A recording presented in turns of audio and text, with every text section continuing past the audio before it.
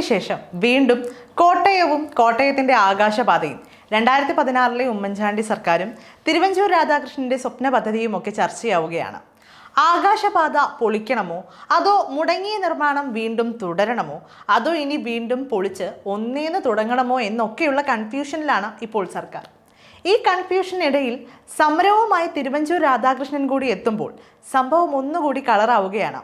പഴയ തലമുറക്കാർക്ക് ഒരുപക്ഷെ എന്താണ് കോട്ടയത്തെ ഈ ആകാശപാത എന്നറിഞ്ഞേക്കാം. എന്നാൽ ഇതെന്താണെന്നറിയാത്ത പുതുതലമുറ കൂടിയുണ്ട്. അതുകൊണ്ട് ആകാശപാതയെക്കുറിച്ച് ഒരു ബ്രീഫ് നൽകാം. 2016 ഫെബ്രുവരിയിലാണ് ആകാശപാതയുടെ കഥ ആരംഭിക്കുന്നത്. നഗരത്തിലെ കാൽനട യാത്രക്കാരെ അപകടങ്ങളിൽ നിന്ന് രക്ഷിക്കാൻ ഈ ആകാശപാത വേണമെന്ന് പറഞ്ഞ് അന്നത്തെ ഗതാഗത മന്ത്രിയായിരുന്ന ഇപ്പോഴത്തെ MLA തിരുവഞ്ചൂർ രാധാകൃഷ്ണന്റെ സ്വപ്ന പദ്ധതിയായിരുന്നു ഈ ആകാശപാത. അങ്ങനെ വലിയ വിലയ്ക്ക് മുന്തിയ ഇനം ഇരുമ്പ് കമ്പികൾ കോട്ടയത്തേക്ക് എത്തി. നിർമ്മാണവും തുടങ്ങി. പക്ഷേ 3 മാസം കഴിഞ്ഞപ്പോഴേക്കും സംസ്ഥാനത്ത് ഭരണമാറ്റം സംഭവിച്ചു.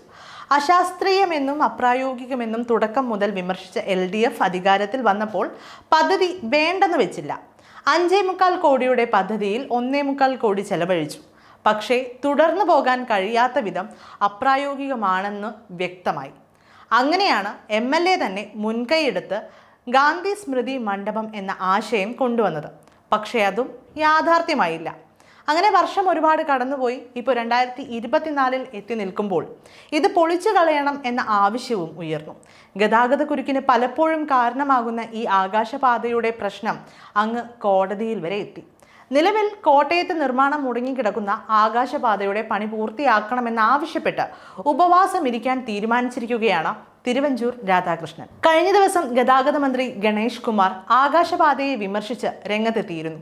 ഇതിനെതിരെയാണ് തിരുവഞ്ചൂർ രാധാകൃഷ്ണൻ ഇപ്പോൾ രംഗത്തെത്തിയത്.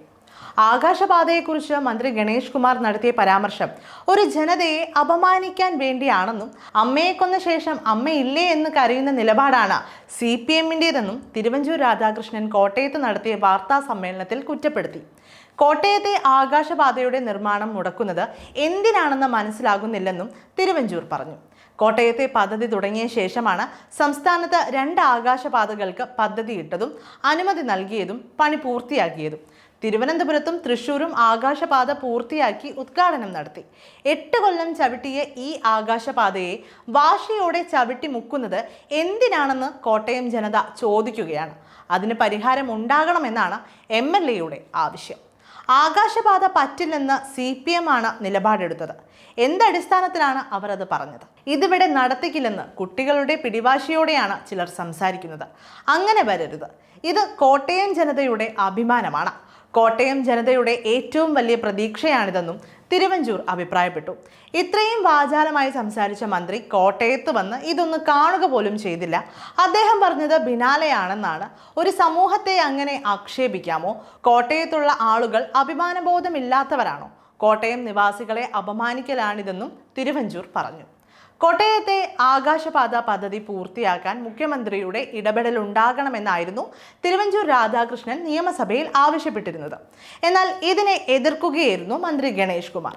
കൊച്ചിയിലെ ബിനാലയ്ക്ക് സമാനമായ ചില രൂപങ്ങൾ കോട്ടയം നഗരത്തിൽ സ്ഥാപിച്ചിരിക്കുന്നു എന്നാണ് ആകാശപാതയെ പരിഹസിച്ച് ഗണേഷ് കുമാർ പറഞ്ഞത്.